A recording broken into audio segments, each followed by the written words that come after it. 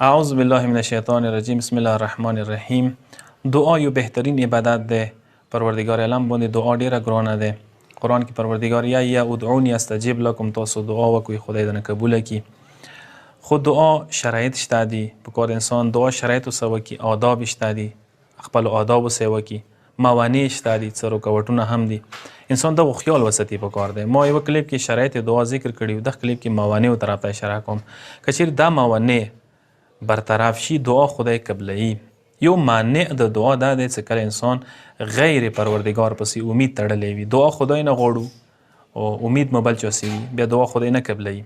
که مولا امام صادق علیه الصلاة والسلام یایي چې اذا اراد احدکم ان لا يسأل ربه شیئا الا اعطاه، تاسو کې کچو کې اراده داسې وکړي چې خدای نه چې وغواړي او خدای ویر کړي. فلیأس من الناس كلهم، په کار د خلکو نه مایوس شي دا. ولا یکون له رجاء الا عند الله، او صرف اور صرف امید خدای نه وي. فاذا علم الله ذلك من قلبه لم يسأل الله شيئا الا اعطاه. کله چې پروردگار عالم ور باندې پوه شي چې بنده دغه سټیج ته رسیدلی صرف اور صرف امید یې زه یم، خلکو نه امید پرې شوی دی. لکه ځنه بیماری داسې انسان څه پوه شي چې لا علاجه شوه مشه خلک نشي کوی، بیا صرف خدای ته سوال زری کړي. هغه شی حالت انسان پیدا وکړي نو خدای انسان دعا قبلوي. دویم شی دا دی چې انسان گناه و معصیت نه لاس واخلي. کله انسان گناه طرف ته قدم نه کیږدي نو خدای دعا قبلوای شي. کسه چې ته گناه طرف ته یو قدم کیږدي د سوای چې خدای نه د یو قدم ورسته کیږي، چې کله خدای نه یو قدم ورسته کیږي دعا خدای نه قبلي. مولا امام باقر علیه الصلاة والسلام حدیث د مولای ان العبد يسأل الله الحاجه، بنده خدای نه حاجت غواړي فیکون من شأنه قضاؤه، ای خدای شان او حیثیت داسې د څغاو ته پرا کی الی اجل قریب، نږدې ټایم کې او الی وقت بتین یا وریا ټایم کې. فیذنب العبد ذنبا، نو بنده چې وکي ګناهونه شروع کی، ګناه وکي یو ګناه ور باندې وکي، الته خدای نه سوال کوي، الته ګناه وکي. فیقول الله تبارک وتعالى للملك لا تقضي حاجته، خدای ملائکه ته وایي چې دی حاجت ما پرکاوشه. واحرمه ایاها، محروم کا، فانه تعرض لسخطي واستوجب الحرمان مني، دی مو عذاب طرف ته دعوت ورکو، دی مو عذاب رو وختو د سیوای او ما دا باعث جوړیږي چې دا محروم شي مانه. نو کس انسان کوشش وکړي چې دعا کوي نو گناه ما وسکوه. څلورم امام حدیث دی چې مولای الذنوب التي ترد الدعاء، غش گناهانی څنګه گناه رد کوي سوء النیه و خبث السریره. یو انداز انسان چې وکي بد نیت شي، انسان بد نیت شروع کی، کله کم نیت بد نیت کی کوټای نو خدای به تو دعا نه قبلای. دویم شی دا دی چې خبث السریره، انسان څه کله باطن خبيث ولو، انسان څه کله باطن کې خنه ده و نفاق مع الاخوان یا وړونو سره مرګرو سره منافقت کوي، انسان خدای دعا نه قبلای. دین علاوه ترک تصدیق بالاجابه، هغه څه کس هغه خدای باندې باور نشته چې خدای به قبول کړي، یقین نشته، د عقیده کمزوري، خدای دعا نه قبلای.